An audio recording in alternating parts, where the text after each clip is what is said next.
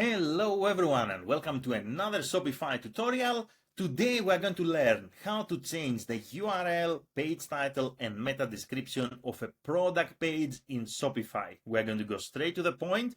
Before we do that, make sure you like the video, subscribe to the channel. It helps tremendously to create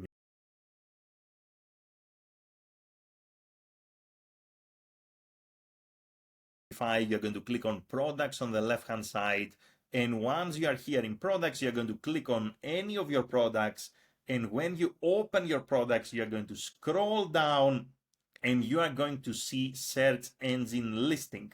Here you're going to click the edit button, and here you can change the page title, you can change the meta description, and you can also change the URL of this page. Once you are done, don't forget to save and update your website, and that's it, you are done.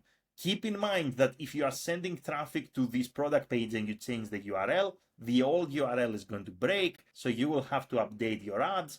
Also, if this is an old URL indexed by Google and you go and you change the URL, the old URL will break, will become a 404, so you will need to re-index the new product page URL.